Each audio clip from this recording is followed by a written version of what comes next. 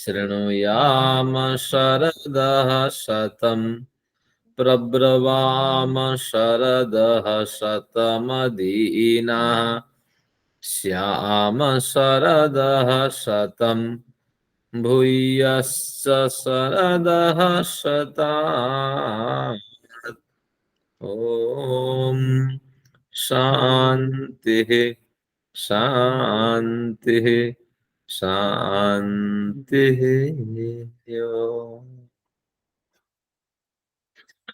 परम पिता को नमन है, आप सभी लोगों को अभिवादन है। आज राजी, बढ़िया आप ये एक, रिकॉर्डिंग कर रहे हैं ना? हाँ, आज एक बढ़िया धन्यवाद। प्रार्थना मंत्र आपके लिए है। तच्चक्षुर देवहितम पुरस्तात्। आज स्वस्ति वाचन का जो मंत्र है वो ये तैयार नहीं हो पाया, लेकिन एक मंत्र का अर्थ करते हैं। सबसे पहले ईश्वर के गुण से अपने को रंगते हैं। तो इसमें बड़ी प्रार्थनाएं की गई। प्रार्थना महर्षि दयानंद के सत्यार्थ प्रकाश देखेंगे। प्रार्थना से क्या होता है कि आत्मा में एक आर्द्रता उत्पन्न होती है। आत्मा में यानी अपनी जीवात्मा के अंदर प्रार्थना करने से एक आर्द्रता उत्पन्न होती है। आर्द्रता यानी स्निग्धता, स्निग्धता यानी अपने अपनी न्यूनता के कारण, वहां उठने लगते हैं कि निश्चित रूप से हम में अनेक न्यूनता है, क्योंकि हैं अल्पज्ञ। तो हमें धन की आवश्यकता है, हमें सम्मान की आवश्यकता है, एक लंबी आयु की आवश्यकता है, तरह तरह की जो सुविधाएं हैं, तो उनको उपभोग करने के लिए भी हमें शरीर का स्वस्थपन चाहिए। तो इस तरह अल्पज्ञ होने के कारण इसलिए तो व्यक्ति छल करता है, कपट करता है, क्योंकि अल्पज्ञ है। लेकिन अगर न्याय पूर्वक करें तो कोई समस्या नहीं। तो यहाँ ईश्वर से हम प्रार्थना करते हैं कि न्याय पूर्वक है ईश्वर, हमारे लिए इन इन वस्तुओं की, इन इन पदार्थों की बड़ी आवश्यकता है। आप सर्वज्ञ हैं, सर्वशक्तिमान है, सब कुछ कर्तुम सर्वम कर्तुम अकर्तुम अन्यथा कर्तुम परमेश्वर एव समर्थ। ये शंकराचार्य की पंक्ति है। सब कुछ करने और न करने और सब कुछ सृष्टि के अनुकूल बदल देने में आप समर्थ हैं। तो उनमें क्या प्रश्न किया गया, परमेश्वर से उनसे क्या मांग रखी गई, उनके सामने उनसे क्या प्रार्थना की गई? तच्चक्षुर्देवहितम पुरस्तात्।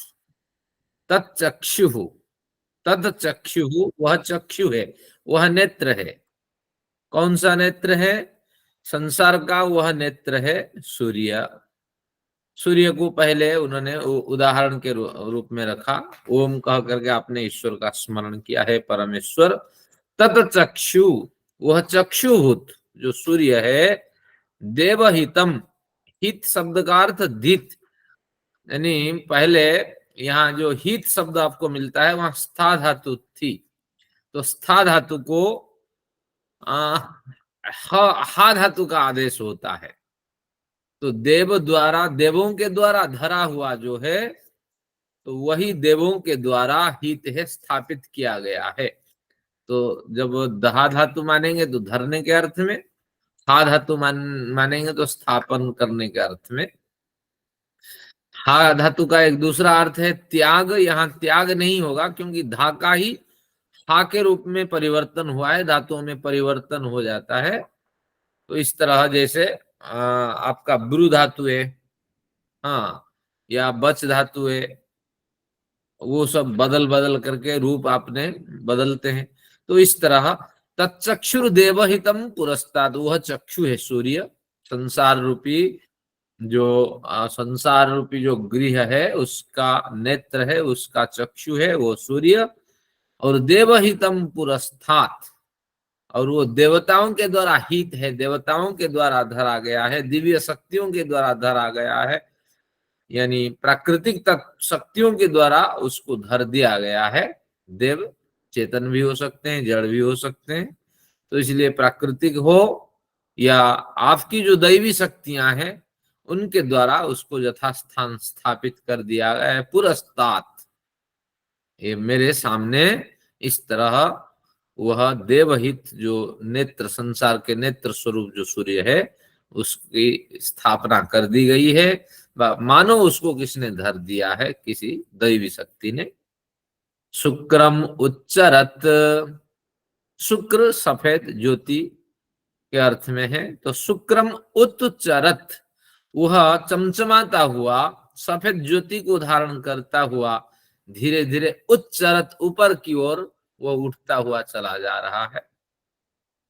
तो शुक्रम उच्चरत और पश्चिम शरदः शतम।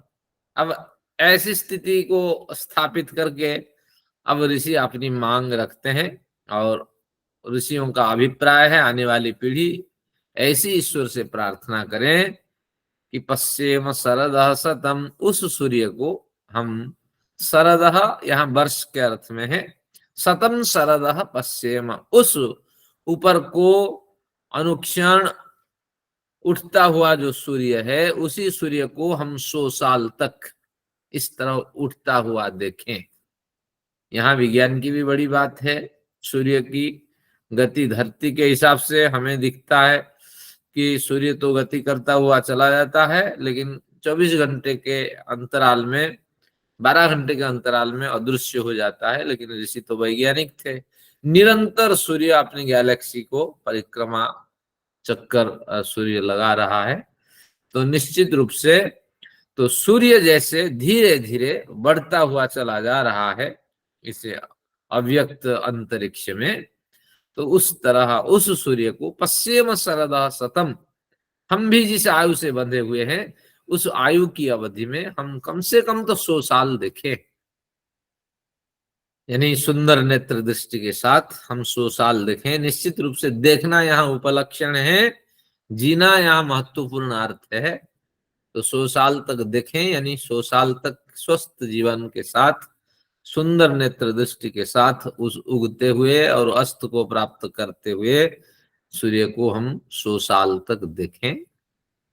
जीवेमः शरदः शतम, तो इस तरह है ईश्वर आपकी कृपा से, जीवेमः शरदः शतम, 100 साल तक हम जीवन जिए। जीवन जिए, जीवन तो सबको ही जीता है, लेकिन 100 साल तक जीने से अभिप्राय है दूसरों के सहारे नहीं, दूसरों के कंधे पर नहीं, स्वयं ही सक्रिय होकर स्वस्थ और दूसरों की सेवा लिए बिना हम 100 साल तक इस तरह कर्मठ जीवन जिए। पश्येम शरदः शतम, जीवेम शरदः शतम, शृणुयाम शरदः शतम। 100 साल तक विविध उपदेश सुने, क्योंकि ज्ञान वृद्धि के 4 स्रोत हैं, आप जानते हैं। बोलना भी है, सुनना भी है, देखना भी है, और साथ में पढ़ना भी है।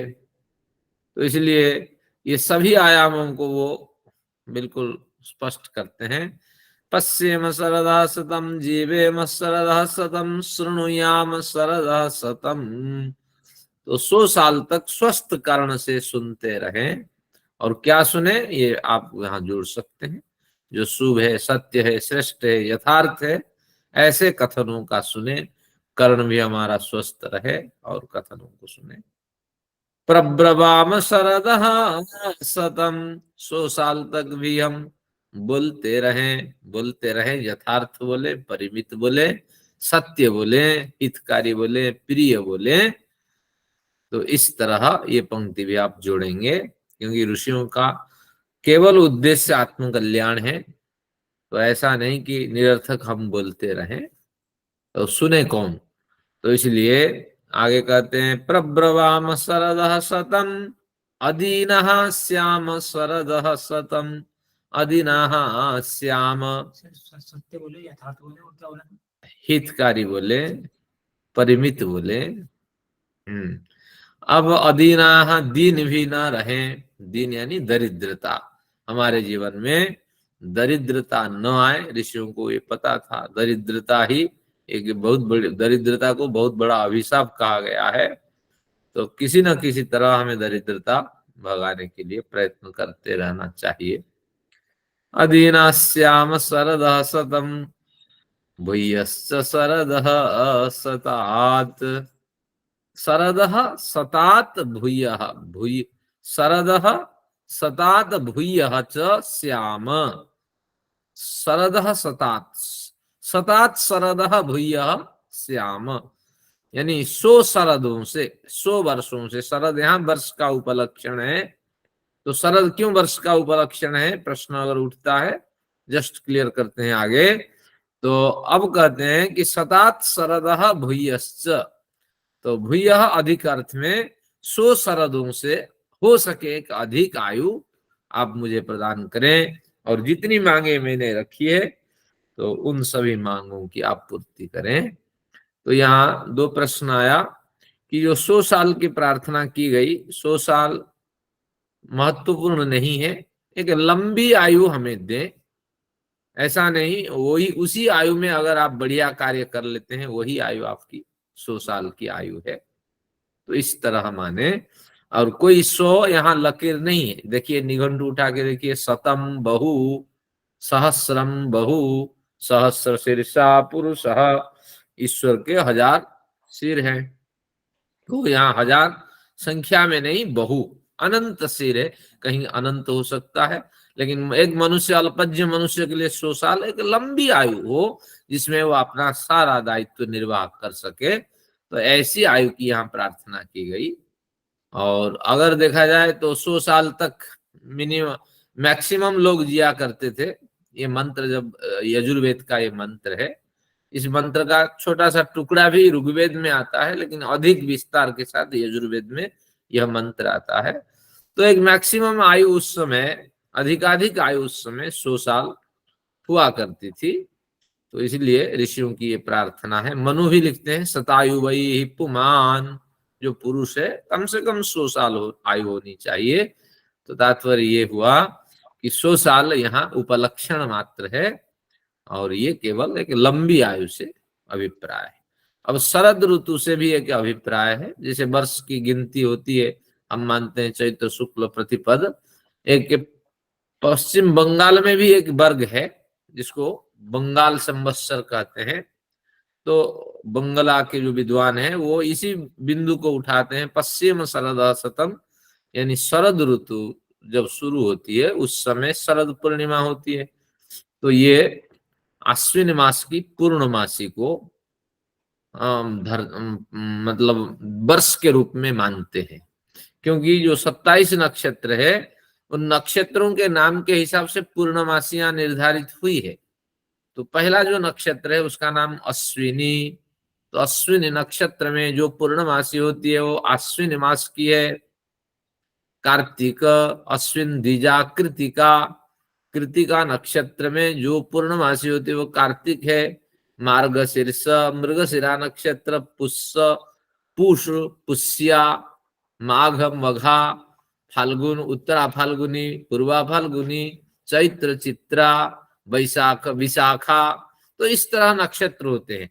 तो उन्होंने बिल्कुल इसी को आधार बनाया और एक सिद्धांत उन्होंने बढ़िया ढंग से प्रस्तुत किया कि वेदों में अगर शरद को वर्ष मानता है तो यह भी एक पक्ष हो सकता है कि वैदिक काल में एक इस तरह वर्ष संवत्सर को कल्पना करने का एक विचार था कि पश्चिम शरद शतम, जिस अश्विन नक्षत्र से पूर्णमासी शुरू होती है, फिर घूम करके आकर के 27 नक्षत्र ही समाप्त हो जाती है भाद्रपद में। भाद्रपद जब नक्षत्र आता है, पूर्व भाद्र, उत्तर भाद्र, तो उस समय भाद्र मास आ जाता है, तो एक वर्ष पूरा हो जाता है। तो इसलिए वैदिक ऋषियों का अभिप्राय, यद्यपि चैत्र शुक्ल प्रतिपदा था ही संवत्सर का प्रारंभ, लेकिन एक पक्ष यह भी मानता था उस समय कि शरद ऋतु को वर्षांत का समय माना जाए, और उस वर्षांत का समय का यहाँ संकेत ऋग्वेद में भी है, यजुर्वेद में भी है। तो इस तरह शरद संवत्सर वर्ष के रूप में हमने जाना।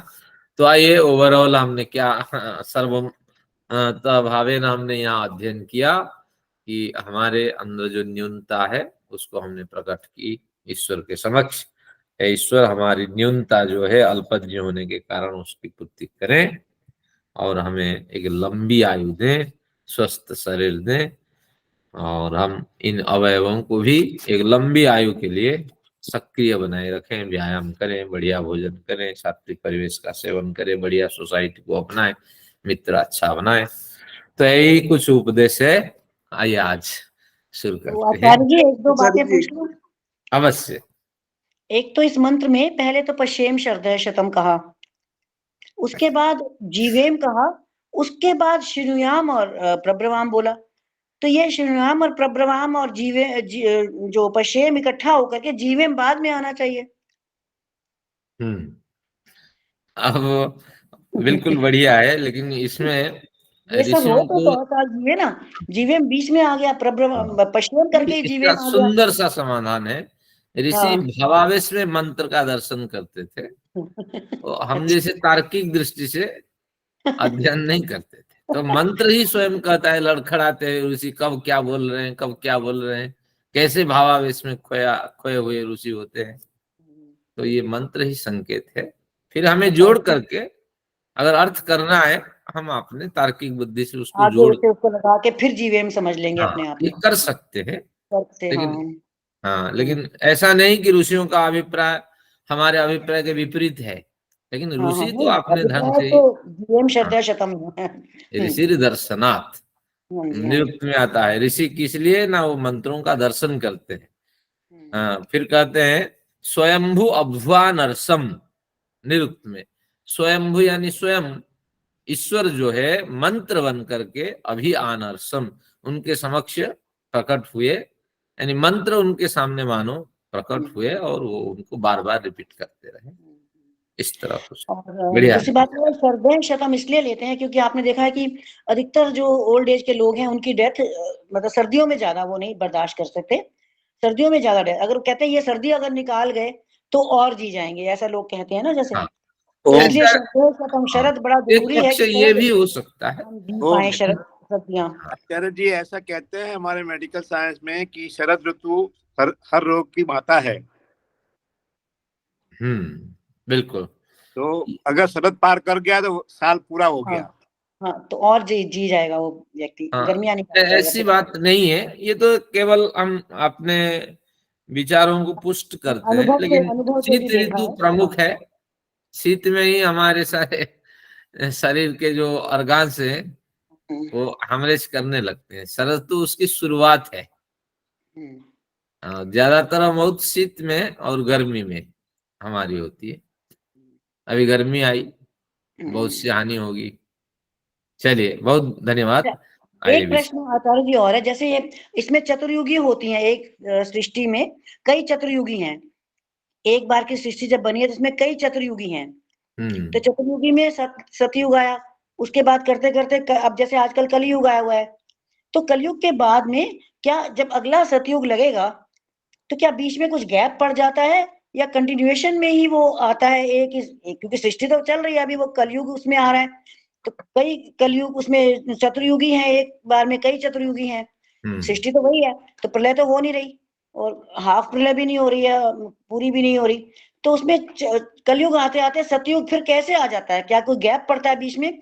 कि सतयुग बढ़िया। में तो सारे लोग सत्य भावना वाले होने चाहिए, एकदम हम्म, से कलयुग के लोग सारे के सारे सतयुग में कैसे बदल जाएंगे? बढ़िया ये मुझे विचार थोड़ा सा क्वेश्चन आता समझ है। में नहीं आया। एक युग संधि एक हाँ प्रकरण हाँ है इस तरह। जब आप हाँ। मनुस्मृति के आधार पे काल गणना देखेंगे, या मेरा एक बढ़िया हम्म, लेख है काल गणना पे, संधि के अच्छा। वर्ष भी निकाले जाते हैं। कुछ ऐसा हम्म, पीरियड आता है उस समय कुछ नहीं होता है, या हिमयुग चला हुआ होता है, या भयंकर आपदाएं आती है, एक लंबा पीरियड भी चलता है। इस तरह कुछ थोड़े ही लोग बच जाते हैं, फिर वो अच्छा, फिर अगले युग में ट्रांसफर होते हैं। इसको मतलब युग एक संधि चतुर्युगी खत्म होने पर कुछ ही लोग बचेंगे हाँ, ये उस है। समय, और अगर वो फिर रुचि सब रखते जो हैं तो अच्छे अच्छे मैंने वाले लोग कभी, होंगे, वो अच्छे वाले लोग होंगे वो। हाँ, थोड़े ही और जो लोग आत्माएं बचते हैं। और जो आत्माएं और आएंगी वो भी अच्छे वाली आएंगी, तब सतयुग बन हाँ, जाएगा पूरा। बिल्कुल। थोड़े अरे ही, बहन जी, अब उसको देख लो ना, जो द्वापर बीता है उसके बाद भी तो यही हुआ था। द्वापर के बाद ये कलयुग आया है, तो पूरी हिस्ट्री ऐसे ही तो है अच्छा, कि वो सा युद्ध हुआ महाभारत का, थोड़े लोग बचे, फिर कलयुग चालू हो गया वहीं से। महाभारत में तो 1 लाख के आसपास लोग मरे। इतने थोड़ी मर गए, सृष्टि का सारा सृष्टि में क्या हाँ। फर्क पड़ता है, इतने लोगों का तो कुछ फर्क नहीं पड़ा उसमें। हाँ, एक हिम फिर युग भी आया था, नहीं तो नहीं ऐसे ही तो बदलते होंगे आचार्य जी, ज्यादा मनुस्मृति लोग क्यों आदि बनी मरेंगे? थी। हाँ, ऐसे ही छोटे छोटे प्रकरण आते हैं। मुझे ऐसे ही लगा, बैठे बैठे मैं सोचती बहुत रहती हूँ, पढ़ती रहती हूँ, तो मुझे दिखा रहा चलिए, है एक रिलेवेंट है, एकदम से हमने कल कलयुग देखता सतयुग हूँ। में कैसे बदल जाता है फिर। हाँ, हाँ, ये एक मुझे लेख प्रश्न मेरा आया। इस पे है, अच्छा। किसमें, कालगणना पर एक बढ़िया लेख है, 8-10 पेज या 15 पेज के। तो उसमें युग संधियां है, मैं देखता हूँ, कल भेज सकूं, मुझे नहीं तो मुझे भेजना याद अगर नहीं आप, रहेगी। ऐसा कुछ है जिसमें मेरे प्रश्न का उत्तर आ जाए कि हाँ, कलयुग कैसे फिर बिल्कुल। सतयुग में बदल जाता है होना बाद में चाहिए, फिर। प्रश्न समाधान होना चाहिए। चलिए, हाँ जी, चलिए। Thank you. अब आज का प्रकरण शुरू करते हैं। न्याय दर्शन का अध्ययन प्रगति पर है, लेकिन कुछ अवरोध है, बीच बीच में तो आ जाते हैं, उसको हम तोड़ नहीं सकते। अब हम देखते हैं न्याय दर्शन के अध्ययन में आज का विषय। तो आज का जो विषय है आपके समक्ष है कि सप्तम भाग में हम पहुंच चुके हैं। ये जो बुद्धि है यानी ज्ञान है, ये आत्मा का गुण है या शरीर का गुण है, मन का गुण है, बुद्धि का गुण है, ये तो हमने बड़ा अध्ययन कर लिया था। लेकिन फिर ग्रंथकार के मन में आ रहा है शरीर के साथ अब इस जो ज्ञान है उसका एक सामंजस्य और बैठाया जाए, ताकि आने वाले जो हमारे शिष्य वर्ग हैं वो भली भांति इसको और समझ पाए। तो इस प्रयोजन से बार बार रिपीटेशन होता है। ये रेपिटेशन क्यों है? इसको यास्क कहते हैं। अभ्यासे भूयांसः अर्थाः भवन्ति। ये जिनको नोट करना है नोट करें, ढूंढ लेंगे। अभ्यासे भूयांसः अर्थाः भवन्ति। अगर बार बार कुछ रिपीटेशन हो रहा है, रेपिटेशन, तो इसके पीछे बड़े रहस्य होते हैं, इनको आपको ढूंढना पड़ेगा, क्यों रिपीटेशन है, रेपिटेशन के पीछे क्या कारण है। तो अब यहाँ जो पता लगा कि निश्चित रूप से ये जो ज्ञान गुण ये शरीर का नहीं है, इसके बारे में ये कुछ बताना चाहते हैं। देखिए, सूत्र संख्या 46 निकालिए। पृष्ठ संख्या मेरी पुस्तक में जो है ये 431 नंबर है, और आपने आप देख लेना। सूत्र है द्रव्ये स्वगुण पर गुणोपलब्धे संशय। इस तरह सूत्र, द्रव्ये स्वगुण पर गुणोपलब्धे संशय।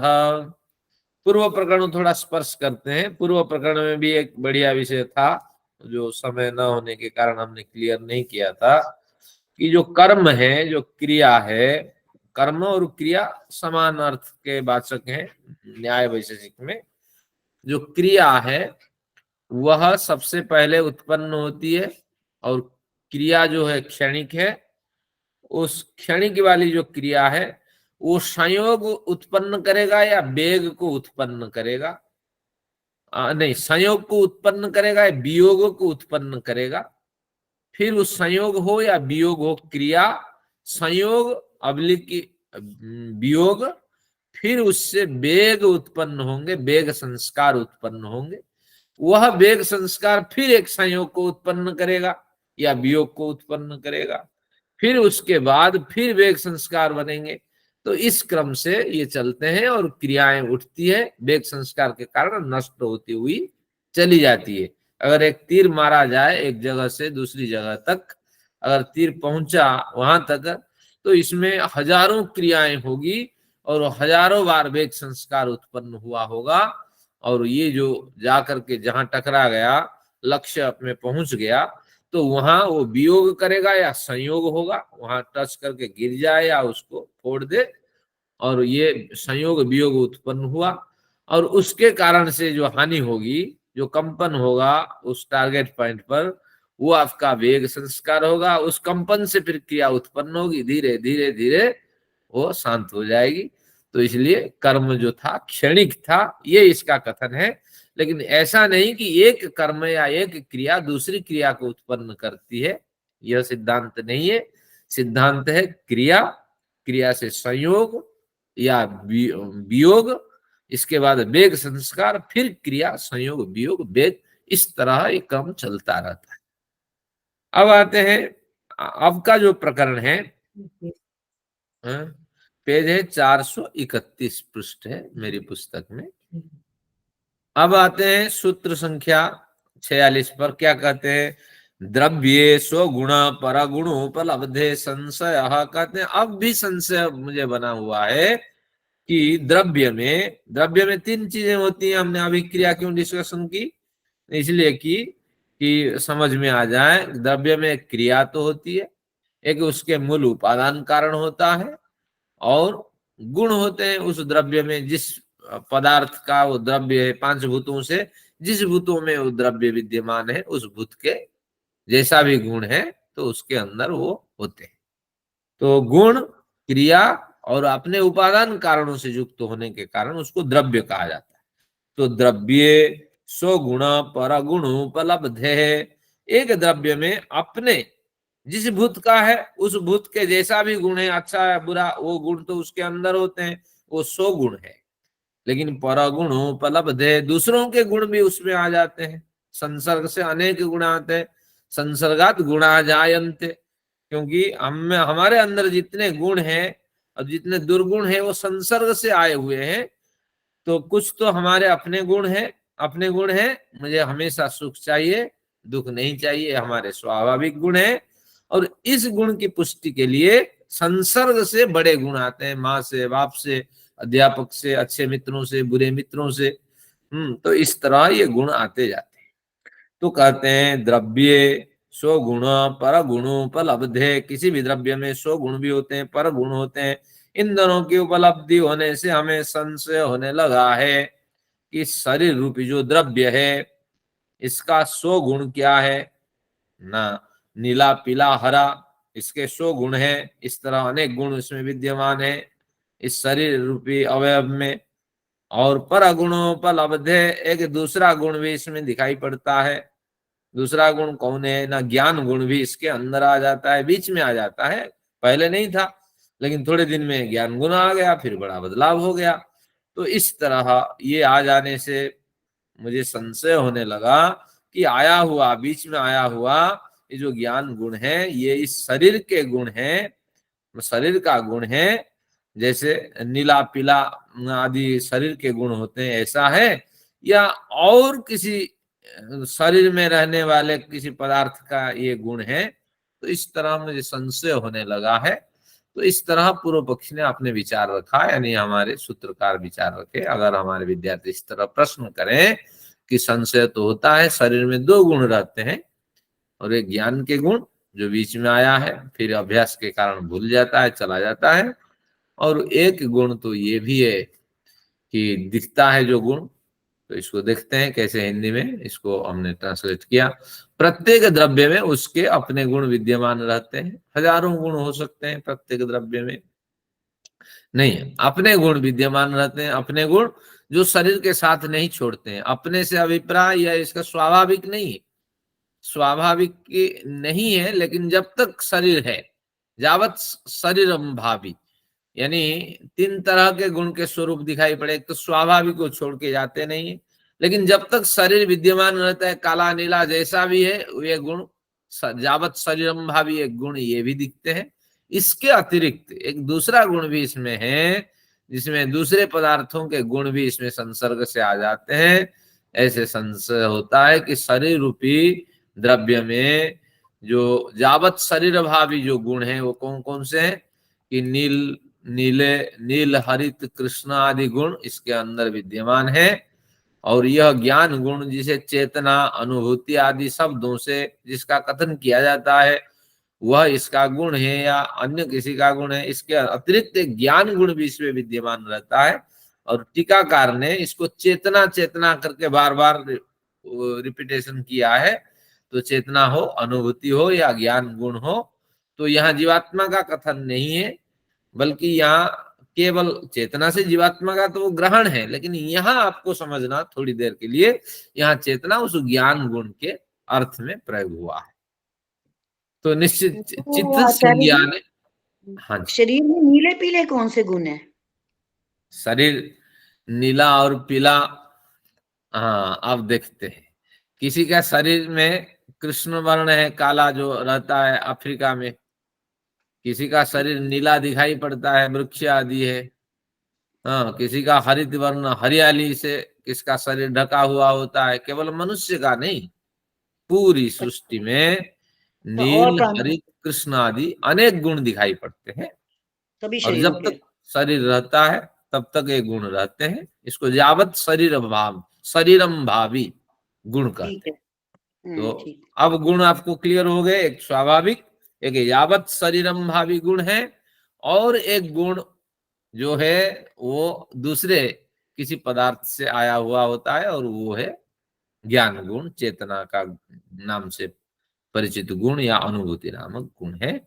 तो संशय होता है ये शरीर का है और अन्य दूसरे किसी पदार्थ का है, पदार्थ यानी द्रव्य का है। 47 पे चलते हैं। 47 में क्या कहा? यावत् शरीरम भावित्वाद्रूपादीनाम,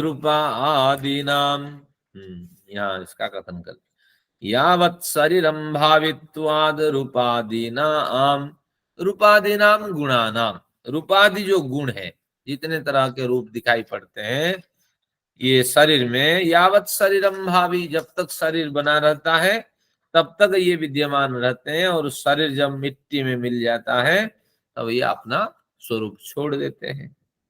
तो लेकिन सिद्धांति, ये पूर्व पक्षी के विचार को सिद्धांति, ये सिद्धांति का सूत्र है, पूर्व पक्षी के विचार को सिद्धांति ने यहाँ इतना कह करके फिर सिद्धांति ने अपना पक्ष तो कुछ रखा नहीं, लेकिन भाष्यकार ने सिद्धांति के विचारों को और अधिक खोल दिया कि सिद्धांति के द्वारा ये बात बोले जाने वाली थी, लेकिन इनको उन्होंने केवल संकेत किया। आइए इसको और समझते हैं। उक्तानुक्त दुरुक्तानाम चिंता यत्र प्रवर्तते तम ग्रंथम वार्तिकम आहु वार्तिक ज्ञा मनीषिण। तो पाणिनि तो सूत्र लिख के चले गए, लेकिन बहुत सी शंकाएं उठने लगी, बहुत सी शंकाएं और समाधान मांगती है शंकाएं, तो इसके बिना तो उदाहरण सिद्ध नहीं होते। तो फिर एक आचार्य आए, उनका नाम है वार्तिक लिखने वाला कात्यायन। तो उक्त अनुक्त दुरुक्त, यानी जिनको पाणिनि ने कहा है उसको भलीभांति उन्होंने स्पष्ट किया, अनुक्त जिनको नहीं कहा उनको भी स्पष्ट किया, और जिनको बार बार कहा है तो उनको भी किस प्रयोजन से बार बार कहा गया उन्होंने स्पष्ट किया। तो इसलिए उस ग्रंथ का नाम वार्तिक ग्रंथ है। तो जो भाष्यकार होते हैं वो अभिप्राय समझ जाते हैं कि यहाँ तो उनको कुछ बोलना था लेकिन उन्होंने कुछ नहीं बोला, तो इनका अर्थ ये होना चाहिए। तो बस ये जो अभी पढ़ेंगे ये बिल्कुल पढ़ेंगे, ये क्या भाष्यकार के विचार पढ़ेंगे। तो जावत शरीरम भावित्वाद, जावत शरीर भावित्वाद रूपादि नाम, रूपादि गुणों का अवस्थान तब तक होता है यावत शरीरम भावी, जब तक शरीर विद्यमान रहता है तब तक रूपादि गुण विद्यमान रहते हैं, क्योंकि शरीर के ही अपने ही गुण होते हैं। क्योंकि शरीर एक द्रव्य है, उसमें गुण भी चाहिए, क्रिया भी चाहिए, अपने उपादान कारण चाहिए। तो उपादान कारण है, क्रियाएं शरीर के अंदर हो रही है, लेकिन इसके अतिरिक्त इसमें गुण भी है, रूपादि। बस सूत्रकार इतना कह के चल दिए, लेकिन भाष्यकार ने इसको खोला, क्या खोला कि परंतु रूपादि गुणों के साथ इस शरीर में एक चेतन ज्ञानादि गुण का भी हमें अनुभव होता है। कौन नहीं जानता, कहीं भी सुई चुभाइए, ये सुई चुभता है, रूपादि के अतिरिक्त बिलखने वाला कोई इस शरीर में तो तत्व है, तो निश्चित रूप से उसका भी हमें ज्ञान होता है। और उसके अचानक आने से जीवन में बड़ा बदलाव आने लगता। यहाँ ये तो चेतना जीवात्मा के लिए मैंने कथन कर दिया, यहाँ ज्ञान के अभिप्राय से उनका कथन है कि शरीर में रूपादि गुण के अतिरिक्त एक ज्ञान गुण भी बीच में आ गया है, ऐसा हमें अनुभव होता है। पहले तो हमें इसके बारे में जानकारी नहीं थी, लेकिन इस ज्ञान के आ जाने से, इस जानकारी के आ जाने से हमें अब ज्ञान होने लगा है। तो इस तरह उसके अचानक आ जाने से जीवन में बड़ा परिवर्तन हुआ। लेकिन मृत्यु के समय पर भी जब रूपादि गुण शरीर को छोड़ते हैं तो वह चेतन तो शरीर छोड़ चुका होता है। वह चेतना यानी रूपादि गुण शरीर को नहीं छोड़ते, मृत्यु के समय पर रूपादि गुण शरीर को नहीं छोड़ते हैं, क्योंकि मिट्टी में मिले शरीर तभी ना रूपादि गुण नष्ट होंगे। लेकिन वह चेतना जो है, चेतना गुण तो पहले छोड़ चुका होता है, रूपादि गुणों के छोड़ने से पहले वो शरीर को छोड़ चुका होता है। तो यानी बीच में आया, उसका अनुभव हुआ, रूपादि गुण अभी विद्यमान है लेकिन वह नहीं है, यह भी अनुभव होता है। अतः निश्चित है चेतना या ज्ञान गुण शरीर का गुण नहीं है, वह तो आत्मा का गुण है। तो इस तरह भाष्यकार ने सूत्रकार के द्वारा जो वचन कहे जाने वाले थे उनको इन्होंने स्पष्ट किया कि निश्चित रूप से ये तो अनुभव होता है और ये सिद्धांति का सूत्र होना चाहिए, और इस तरह ये बाहर से ये गुण आया है या शरीर में रहने वाला किसी बाह्य पदार्थ का वो गुण है, इस तरह इसको आपको समझना है। अब आगे लिखिए, असंपूर्ण लिखा है। अब अनुराधा जी काव्य श्रृंखला लिखती है, उनको और एकाग्रता बढ़ानी होगी क्योंकि अभी लंबी यात्रा चलेंगे, तो जहां जहां विषय आएगा उसको क्लियर करते हैं। तो 433 नंबर यानी ये जो सूत्र है 433 पृष्ठ पे आ जाइए। 47 नंबर सूत्र के जो तीसरा पैराग्राफ है तो उसमें अथापि शरीरस्थम चेतन उत्पत्ति कारणम स्यात् द्रव्यांतर स्तंभ उभय स्तंभ, ये पंक्ति स्पष्ट करते हैं। इसको लिखना था, अगर बनाता लिखता उसको, फिर भविष्य में कभी इसको बनाऊंगा। अथापि शरीरस्थम चेतन उत्पत्ति कारणम स्यात्, इसका अर्थ है कि वह शरीर में चेतनता के उत्पत्ति का कारण क्या शरीर में है, यानी शरीर में जो चेतना है, चेतना यानी ज्ञान है, यहाँ चेतना ज्ञान अर्थ में रूढ़ है, ध्यान रखना।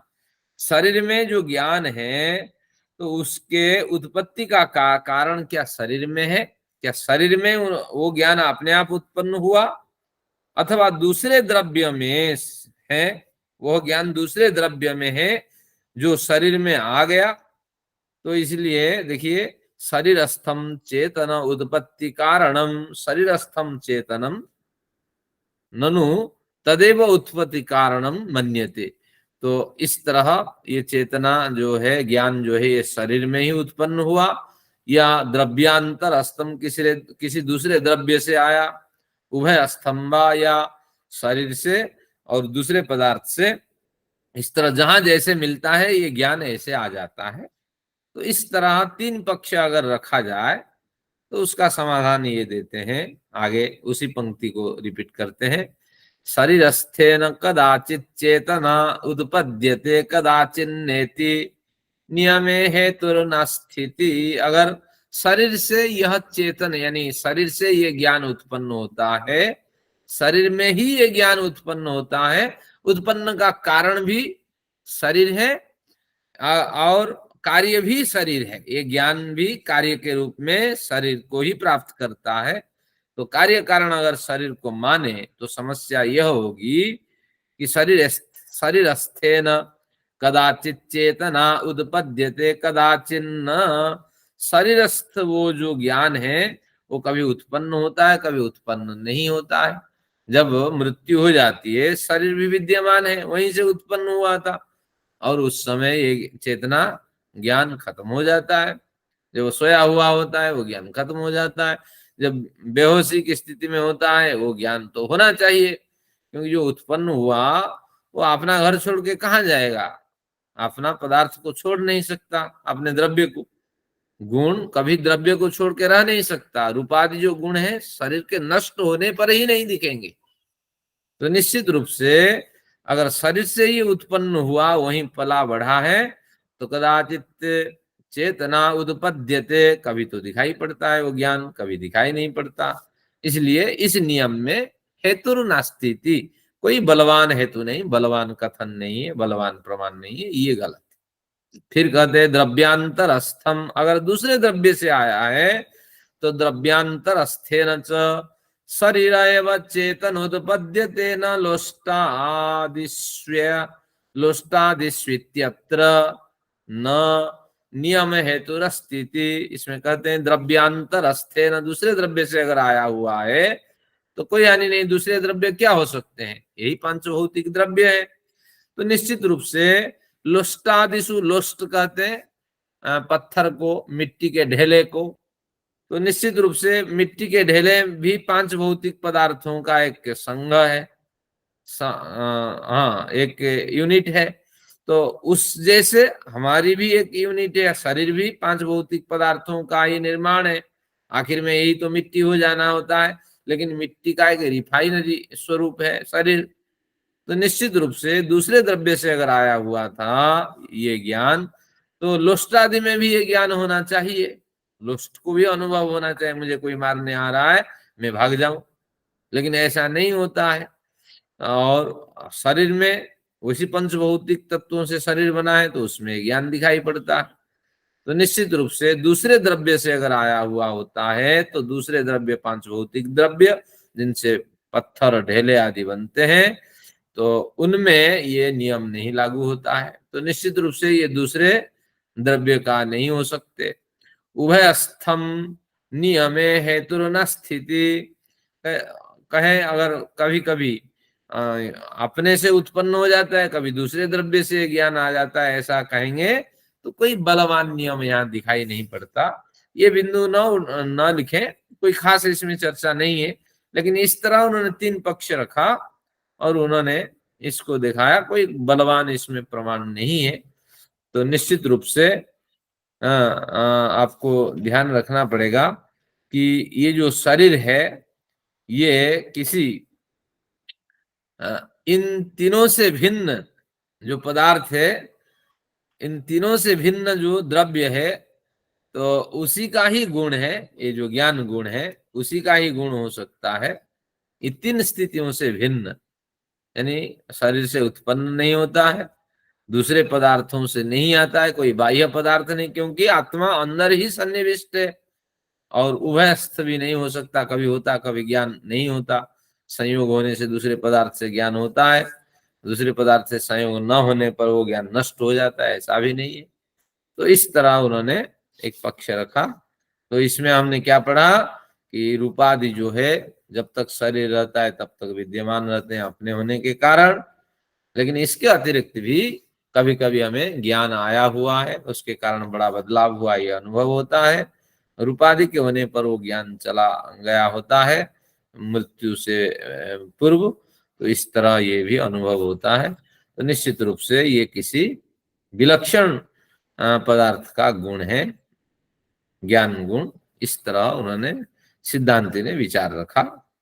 अब सिद्धांति ने फिर एक विचार रखा, न पाकज गुणांतर उत्पत्ति है, 434 नंबर पृष्ठ 48 सूत्र। न पाकज गुणांतर उत्पत्ति, न को थोड़ा आगे रखते हैं, पीछे पीछे रखते हैं। पहले पाकज गुणांतर उत्पत्ति, पाकज पाक हो जाने से, पक जाने से, जैसे गुणांतर की उत्पत्ति हो जाती है, देशांतर भिन्न देश। तो जैसे घड़े को पका लेने से, घड़े जब घड़ा का निर्माण हुआ था तब तो अलग कलर दिख रहा था घड़े में, जो मिट्टी में जो रंग है वही दिख रहा था। लेकिन पाकज की स्थिति में जब वो घड़ा पहुंचा, यानी पाक होने लगा, तो गुणांतर उत्पत्ति, घड़े में जैसे दूसरा गुण दिखाई पड़ता है, दूसरे गुण की उत्पत्ति हो जाती है, रूपांतर उसकी बिल्कुल रूपांतर हो जाती है। तो इसी तरह तो कच्चे घड़े में जैसे रंग परिवर्तन हो जाता है, तो इसी तरह हम कह सकते हैं मृत शरीर में चेतना ज्ञान पूरी तरह से हट जाता है। इसलिए ज्ञान तो शरीर का गुण ही है। क्या समझा कि ये ज्ञान शरीर का ही गुण है, लेकिन जैसे मिट्टी का जो पूर्व स्वरूप है वो शरीर का ही गुण था, लेकिन मिट्टी के पकाने से, मिट्टी के घड़े पक जाने से जैसे दूसरा रूप उसमें आ जाता है, तो उसी तरह जो मृत्यु रूपी जब भट्टी में ये शरीर चला जाता है, तो ज्ञान गुण पहले शरीर को छोड़ देता है, अपना स्वरूप बदल देता है। जब स्वरूप बदल देता है वो फिर रूपादि में कन्वर्ट हो जाता है, गुणांतर को प्राप्त कर लेता है, यानी उन्हीं रूपादि से ये ज्ञान गुण निकलता है। और जैसे मिट्टी का जो काला पीला रंग है घड़ा पकने के बाद, वो कहाँ से आता है? उसी घड़े से ही तो आता है। तो निश्चित रूप से ये रूपादि जो गुण पहले विद्यमान शरीर में थे, तो उन्हीं गुण से ज्ञान उत्पन्न होता है। और जैसे मृत्यु रूपी घड़े, मृत्यु रूपी द्रव्य के आने पर, मृत्यु रूपी अग्नि के कारण, अग्नि के संयोग से आने से पूर्व ये अपना रूप बदल देता है और स्वयं अपना रूप बदल करके रूपादि के रूप में अवस्थित होता है ज्ञान। इस तरह माने तो हानि क्या है? कहते हैं न, ऐसा भी आप नहीं मान सकते। क्यों नहीं मान सकते? क्योंकि ये सिद्धांत के विपरीत कथन है। तो क्या विपरीत कथन है? आगे कहेंगे कि कच्चे घड़े में काला रंग था, घड़े पकने पर उसमें काला रंग आ गया, घड़ा पूरी तरह से, घड़े में पूरी तरह का रंग का विनाश नहीं हुआ, घड़े में अभी रंग का विनाश नहीं हुआ। जबकि मृत शरीर में तो चेतना, ज्ञान पूरी तरह से हट जाते हैं, इसलिए ज्ञान शरीर का गुण नहीं हो सकता। तो तात्पर्य ये हुआ कि अभी भी शरीर में वो ज्ञान विद्यमान है, लेकिन भिन्न स्वरूप में, गुणांतर में विद्यमान है, ऐसा आप नहीं बोल सकते। क्योंकि ये इस तरह कथन सिद्धांत के विपरीत है। क्यों क्यों सिद्धांत के विपरीत है? इसलिए विपरीत है क्योंकि निश्चित रूप से घड़े में क्या हुआ कि जो स्वरूप था, घड़े में एक पूर्व स्वरूप था, एक पर स्वरूप है। तो इस तरह ये दो स्वरूप घड़े में आपको मानना पड़ेगा। तो निश्चित रूप से ज्ञान में भी आपको दो स्वरूप मानना पड़ेगा, पूर्व स्वरूप चेतना अनुभूति का स्वरूप और पर स्वरूप में निष्क्रियता का स्वरूप। ये दो स्वरूप मान करके आपको चलना पड़ेगा। ऐसा नहीं है ज्ञान निष्क्रिय हो जाए और सक्रिय हो जाए, तो ऐसा अवसर नहीं है। तो लेकिन इस प्रयोजन से ये पक्ष ग्राह्य नहीं है कि पाकज होने के कारण जैसे गुणों की उत्पत्ति हो जाती है, तो उस तरह ज्ञान में बदलाव आ जाता है मृत्यु रूपी अग्नि के संयोग से। ये सिद्धांत गलत है। अब आते हैं आगे। ज्ञान तो हमेशा अपने स्वरूप में विद्यमान रहेगा, और ज्ञान में एक बेहोशी की स्थिति और एक स्पष्टता की स्थिति, ये दोनों स्थितियां नहीं हो सकती। फिर सिद्धांती अपने विचार रखते हैं। प्रतिद्वंदी सिद्धे पाकजानाम प्रतिषेधः, प्रतिद्वंदी सिद्धे पाकजानाम अप्रतिसिद्धः, यानी विरोधी गुण का कथन यहाँ बिल्कुल स्पष्ट है। यानी जो 48 में जो कथन किया था उसी कथन को फिर वो रिपीट करता है कि पाकजानाम पदार्थानाम, पाकज पदार्थों की अगर चर्चा करते हैं तो वहां प्रतिद्वंदी गुण विद्यमान है। यानी जो गुण थे वो प्रतिद्वंदी के रूप में विद्यमान थे, और जैसे यानी वही गुण ही वहां बदले। लेकिन अप्रतिषेधा, उस सिद्धांत में हमारा सिद्धांत ग्रहण नहीं होता, ज्ञान रूपी गुणों का सिद्धांत ग्रहण नहीं होता। विरोधी गुण देखे जाने से हमारी बात का खंडन नहीं हुआ। यानी ज्ञान में विरोध गुण नहीं हो सकता, ज्ञान कभी विरोध का कथन नहीं कर सकता, तो इसलिए विरोध के स्वरूप को नहीं ले सकता। ये दोनों सूत्र मिला करके एक ही अर्थ है कि यहाँ विरोधी स्वभाव नहीं है ज्ञान में, और विपरीत स्वभाव नहीं दिखाई पड़ता है। लेकिन वहां गुणों में विपरीत स्वभाव होते हैं, एक गुण दबता है तो दूसरे गुण उठते हैं। तो इस तरह चेतना, अनुभूति या ज्ञान रूपी जो कथन किया जा रहा है उसमें विरोधी तत्व नहीं है। तो इस तरह उन्होंने समाधान दिया 49 नंबर सूत्र में। 50 नंबर पे चलते हैं। शरीर व्यापित्वात्, तो शरीर व्यापित्वात् का अभिप्राय है कि जो ज्ञान गुण, इसको थोड़ा चेतना ले लें तो और बढ़िया होगा। चेतना ये जीवात्मा का स्वरूप है। तो जीवात्मा की चेतना तो एक अलग है, लेकिन उस चेतना के साथ, वो तो चेतना क्या है जीवात्मा की, मुझे अधिकाधिक सुख मिले दुख ना मिले, ये जीवात्मा की चेतना। लेकिन उसमें ज्ञान प्रवेश करके उस चेतना को और निखार देता है।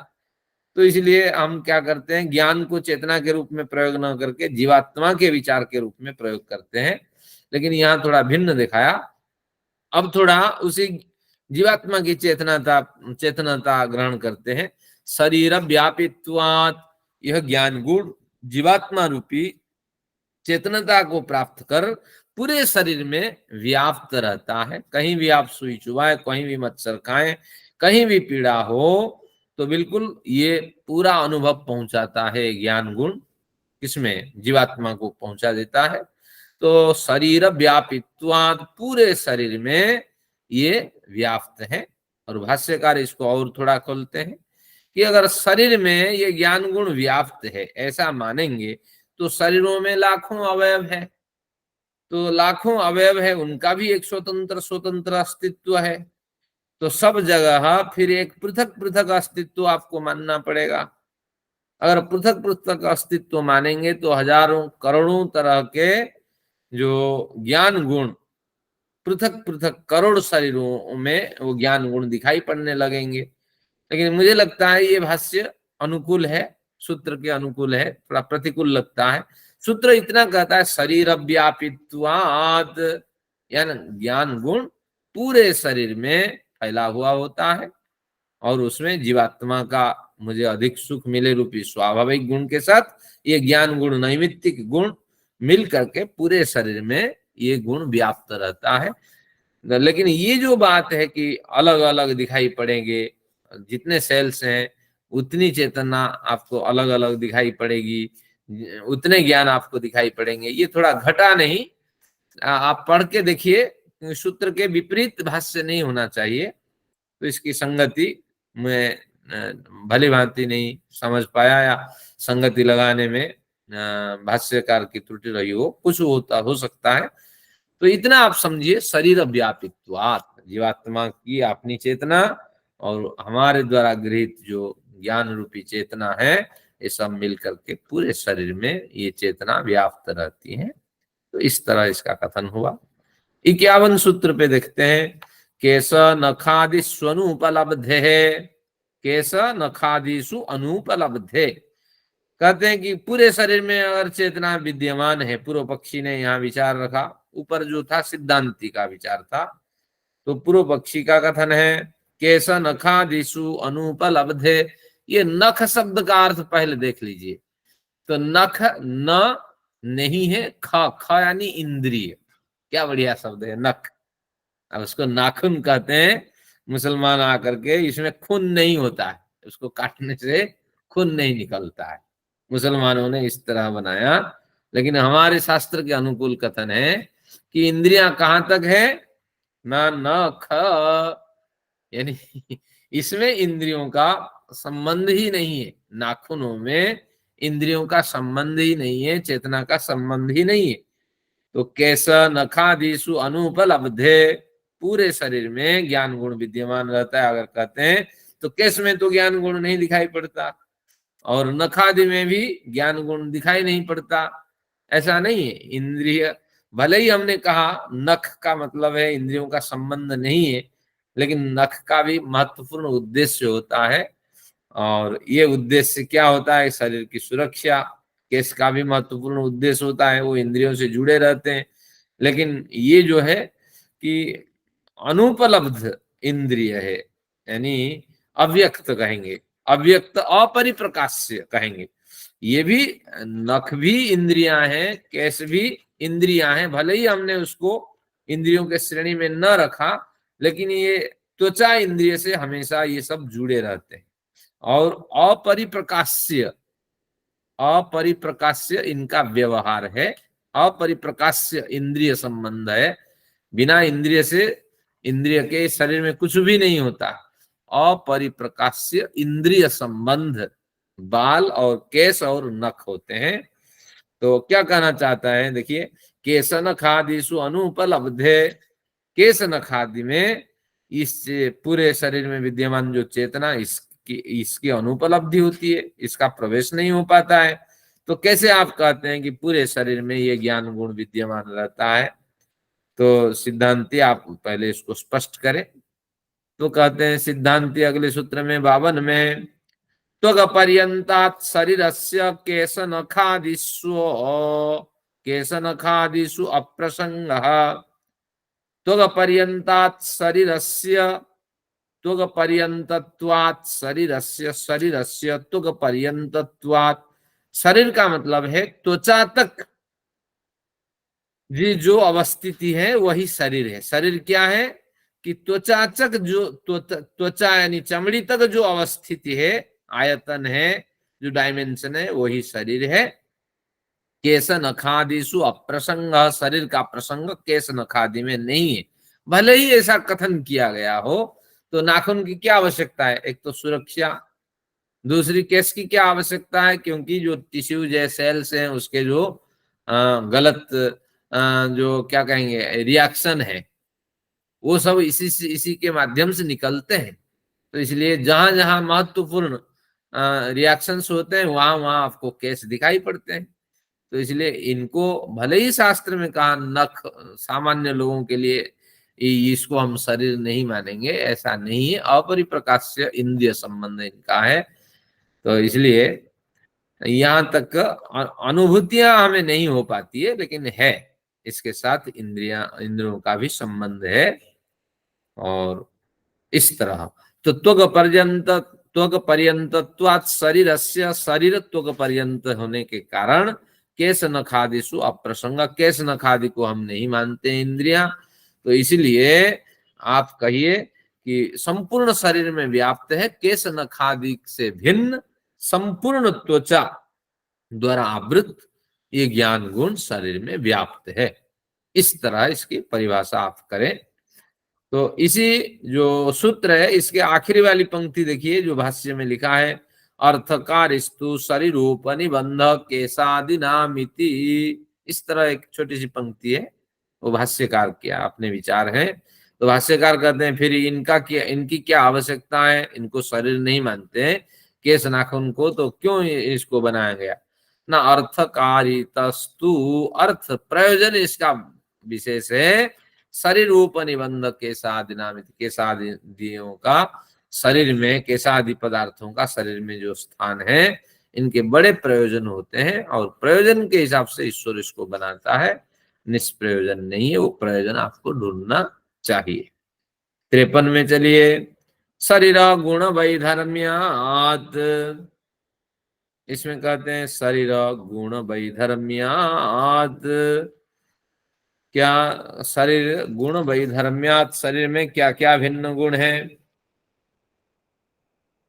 हाँ, शरीर में यहाँ से थोड़ा एकाग्रता थोड़ी और बढ़ा दीजिए। शरीर में 2 प्रकार के गुण दिखाई पड़ते हैं। शरीर में वैधर्म्यात्, गुणों के भिन्न भिन्न धर्म दिखाई पड़ते हैं। शरीर में विद्यमान गुणों के भिन्न भिन्न धर्म दिखाई पड़ते हैं। तो क्या है शरीर के जो गुण हैं उनके क्या क्या धर्म है? भाष्य पढ़ना पड़ेगा यहाँ। द्विविधा शरीर गुणो अप्रत्यक्ष गुरुत्वम इंद्रिय ग्राह्यस्य, शरीर के 2 गुण होते हैं, एक अप्रत्यक्ष शरीर गुण, एक इंद्रिय ग्राह्य शरीर गुण। कुछ गुण होते हैं वो आंखों में दिखाई नहीं पड़ते हैं, लेकिन कुछ गुण होते हैं आंखों में दिखाई पड़ते हैं। आंखों में दिखाई पड़ने वाले नीला, पीला, हरा, ये सब गुण है। लेकिन कुछ गुण दिखाई नहीं पड़ते। 24 गुण में एक वजन भी एक गुण माना गया है, गुरुत्व, द्रवत्व। तो इसलिए वजन भी शरीर में एक विद्यमान होता है, लेकिन वो दिखता नहीं है। लेकिन हर शरीर का एक वजन होता है। तो इसलिए गुरुत्व नामक गुण शरीर में अप्रत्यक्ष रूप में विद्यमान रहता है। और कुछ शरीर में ऐसे भी गुण विद्यमान होते हैं जो दिखाई पड़ते हैं। पतला मोटा इंसान दिखता है ना, गुरुत्व तो दिखता है। हाँ, गुरुत्व दिखता है। पतला मोटा भी जो आपको नहीं, पतला मोटा के हिसाब से वजन तो आप निर्णय नहीं करेंगे ना, ये कितने केजी क्या होगा ये अभिप्राय है। लेकिन बहुत से गुण और भी हो सकते हैं, लेकिन उनको इसी गुरुत्व में हम मान लेंगे। पतले मोटे, कृश स्थूल, ये भी गुण है, लेकिन इस गुरुत्व रूपी अवयव में उसको ले लेंगे। अप्रत्यक्ष है क्योंकि हम नाप नहीं सकते कितना मोटा, हम अनुमान इस पे पर्याप्त सटीक अनुमान नहीं लगा पाएंगे। तो इंद्रिय ग्राह्य रूपादि, तो कुछ इंद्रियों से रूपादि दिखाई पड़ते हैं। ये दोनों के अतिरिक्त एक गुण और भी शरीर में है, विधांतरम तु चेतना, एक तीसरी विधा है। तो क्या है? चेतना नामक गुण है। और वो इस तरह गुण है न अप्रत्यक्षा संवेद्यात, यानी उसका अनुभव होने से उसको अप्रत्यक्ष नहीं कह सकते। चेतना का हमें अनुभव होता है क्योंकि ज्ञान हमने प्राप्त किया। चेतना से अभिप्राय ज्ञान हमने प्राप्त किया, हमें बोध होता है और अनेक मुसीबतों से बचते हैं। तो निश्चित रूप से संवेद्यात, वो ज्ञान हम में आ गया, प्रौढ़ हो गया, बढ़िया अभ्यास में ज्ञान है, ये ज्ञान होता है। नेन्द्रिय ग्राह्या मनो विषयत्वात्, और उस ज्ञान को संवेदन करने के कारण अप्रत्यक्ष नहीं कह सकते, साथ में इंद्रिय द्वारा वो ज्ञान ग्रहण नहीं हुआ है ऐसा भी नहीं कह सकते, क्योंकि मनो विषयत्वात्, मन रूपी इंद्रिय से उस ज्ञान तक हम पहुंचते हैं। मन रूपी इंद्रिय से उस ज्ञान की जो रिफाइनरी स्टेज है या जो प्रिलिमिनरी स्टेज है उसका भी हम निर्णय कर लेते हैं। तस्मात् द्रव्यांतरम गुणमिति, तो इसलिए भिन्न द्रव्य का ये गुण होना चाहिए। निश्चित रूप से जो तीसरा विध है, तीसरी विधा है, वो भिन्न द्रव्य का गुण है। शरीर गुण वैधर्म्यात्, शरीर में जो गुण है विविध धर्म वाले हैं और 3 तरह के गुण दिखाई पड़ते हैं। 2 गुण तो शरीर के अपने हैं, जो अप्रत्यक्ष और प्रत्यक्ष, और एक अप्रत्यक्ष प्रत्यक्ष से भिन्न एक विलक्षण गुण है और जिसको हम चेतना मानते हैं। तो इस तरह ये 2 सूत्र केवल संकेत करके समाप्त करता हूं, 5 मिनट में हो जाएगा, कोई खास नहीं है। न रूपादिनाम इतरेतर वैधर्म्यात्, कहते हैं न रूपादिनाम, रूपादि गुणों की जो बात आपने की, आदि नाम से क्या अभिप्राय है? रूपादि गुणों की, यानी रूपादि गुणों की प्रत्यक्ष ज्ञान की बात आपने की, और अप्रत्यक्ष ज्ञान की भी बात की, जो गुरुत्वादि नाम, यहाँ इसको आप जोड़ देंगे। कहते हैं आपकी बात ठीक नहीं है। जैसे गुरुत्व गुण रूपादि गुणों से भिन्न होने से शरीर का ही गुण है, इसी प्रकार से चेतना भी रूपादि गुणों से भिन्न प्रकार का होते हुए शरीर का गुण है। तो कहते हैं कि जैसे क्या कहते हैं, यथेतरेतर विषय धर्माण रूपादयो न शरीर गुणत्वम जहात्येव रूपादि वैधर्म्यात् चेतना शरीर गुणत्वम न हास्यतेव।